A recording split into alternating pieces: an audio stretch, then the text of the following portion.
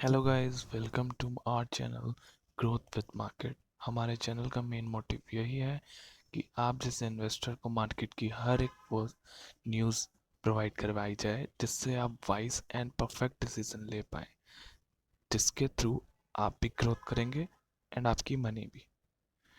तो चलिए आज स्टार्ट करते हैं एक ऐसे फार्मा स्टॉक के साथ जो कि 20% अपर सर्किट को हिट करा है, जो कि उसका 52 वीक हाई भी है। स्टार्ट करने से पहले एक बात ज़रूर कहना चाहूँगा, अगर आप जी विद एम में न्यू हैं तो please please like share subscribe और सपोर्ट ज़रूर कीजिए ताकि मैं भी आपके साथ ग्रो कर पाऊँ। तो चलिए चलते हैं स्टॉक के ऊपर। ये लीजिए, शेयर का नाम है नाटको फार्मा। नाटको फार्मा एक फार्मा इंडस्ट्री है। आज न्यूज़ में drug controller general of India ने इनको परमिशन दी है मैन्युफैक्चरिंग करने की। क्या मैन्युफैक्चरिंग करने की परमिशन दी है? Anti fungal drugs. जी हाँ, एंटी फंगल ड्रग्स जिसका नाम है एम्फोटेरिसिन बी। जी हाँ, इसका काम क्या आता है? जैसे कि आपको पता होगा, कोविड 19 से रिकवर करे हुए पेशेंट ब्लैक फंगस का शिकार हो रहे हैं, जो कि बहुत ज़्यादा हॉट न्यूज़ है। ब्लैक फंगस का शिकार हो रहे हैं, तो ये एंटी फंगल ड्रग जो है ब्लैक फंगस से लड़ने के लिए काम आएगा। अब इस एंटी फंगल ड्रग की मैन्युफैक्चरिंग की परमिशन नाटको फार्मा को डीसीजीआई ने प्रोवाइड कराई है, जिसके चलते यह स्टॉक आज 20% अपर सर्किट पर हिट करा है, जो कि इसका 52 वीक्स का हाई भी है। तो चलिए थोड़ा स्टॉक एनालाइज करते हैं, देखते हैं स्टॉक में दम है या नहीं है, फंडामेंटल दम है या नहीं है, लॉन्ग टर्म स्टॉक है या नहीं है। आइए चलते हैं। अगर मैं इसका मैक्सिमम चार्ट पे क्लिक करूँगा तो आप देखिए, बहुत पुरानी कंपनी है, ये कोई नई कंपनी नहीं है, बहुत पुरानी कंपनी है। देखा जाए तो 30,000% के रिटर्न दिए हैं जब से ये कंपनी बनी है, बट स्टिल ये ग्रोइंग चार्ट देखिए, स्टॉक अच्छा है और ग्रोइंग भी कर रहा है, देखिए। बट बट दिक्कत एक है कि वॉलेटाइल है, यहाँ इसने डिप भी मारी है। सो इस स्टॉक को वाइजली चूज करना। आप देखेंगे कि इसका जो ऑल टाइम हाई था, ऑल टाइम हाई जिसका मतलब 1000 रुपीज़ था, इसने 2017 में हिट किया था। उसके बाद से ये स्टॉक नीचे ही चल रहा है। देन सडनली आज न्यूज़ आई और इसने 1086 को हिट किया, जो कि इसका अपर सर्किट ओ सॉरी 52 वीक्स हाई है, जिसके चलते यहाँ पर 95 रुपीज़ की तेज़ी देखने को मिली है इसमें। ठीक है, आइए चलते हैं अब स्टॉक के फंडामेंटल एनालाइज करने। ये देखिए, अगर मैं ईयर टू ईयर ग्रोथ की बात करूं तो यहाँ पर आप एक चीज़ देखिए, एनुअली यह स्टॉक 2016 से ग्रो कर रहा था, कॉन्सोलिडेट वे में ग्रोथ कर रहा था, मतलब माइल्ड ग्रोथ थी, ज़्यादा ग्रोथ नहीं थी। और 2020 में भी कुछ हद तक ग्रोथ करा है इसने।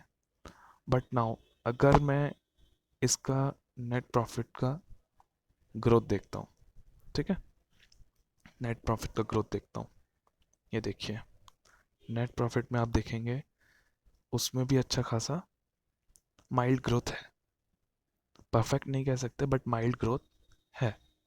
ठीक है, और उसके बाद देखिए 2020 में देन ये नेट प्रॉफिट नीचे गया, बिलो करा है। तो कंपनी सफ़र थोड़ा बहुत कर रही है, इसका मतलब ये नहीं है कि ख़राब स्टॉक है।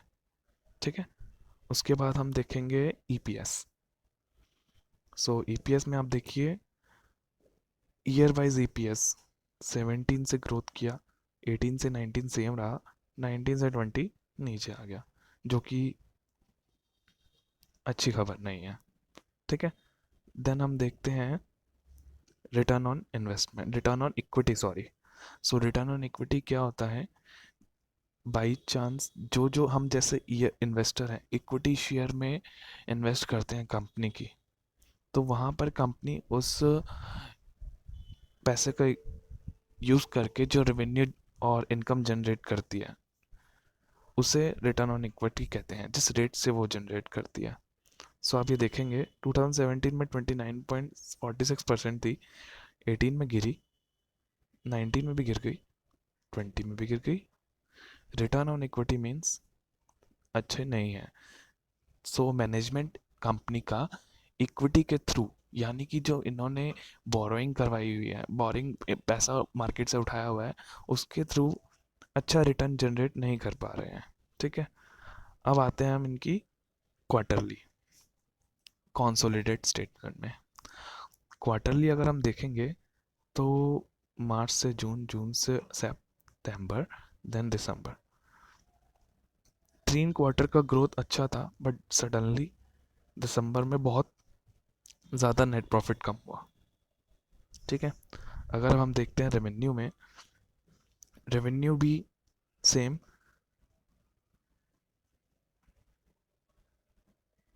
मार्च से जून इंक्रीजिंग, देन डिक्रीजिंग।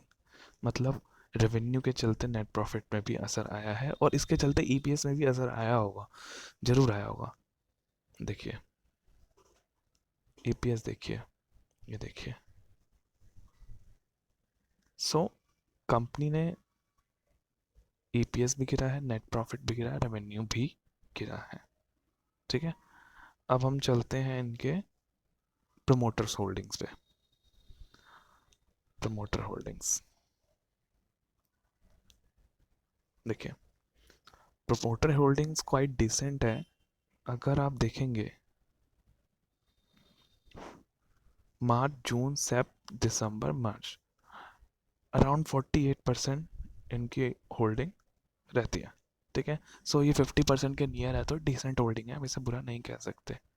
ठीक है, नेक्स्ट चलते हैं हम इनकी फिगर्स देखते हैं। देखिए जून से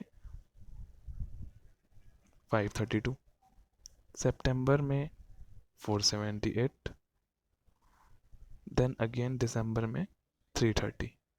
मीन्स कंपनी ग्रोथ कर रही है, बट रुक के कर रही है। एक दिसंबर ही ऐसा क्वार्टर आया है जो इनका डाउनवर्ड गया है। Q4 का रिजल्ट अभी सामने नहीं है जिसको हम एनालाइज कर पाए। सो स्टॉक में कोई खराबी नहीं है, स्टॉक अच्छा है। आइए मैं आपको इसका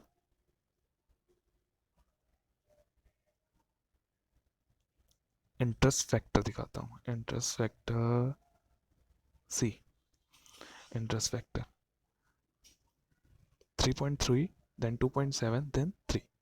सो इंटरेस्ट फैक्टर भी इनका स्टेबल है, और ईपीएस इनका गिर रहा है। देखिए 6.9 से 3.89, 3। सो कंपनी एक quarter wise and year two year wise, अगर हम लास्ट ईयर से देखेंगे तो थोड़ा डाउनवर्ड ट्रेंड में है। ठीक है, बट इसका मतलब ये नहीं है कि स्टॉक खराब है।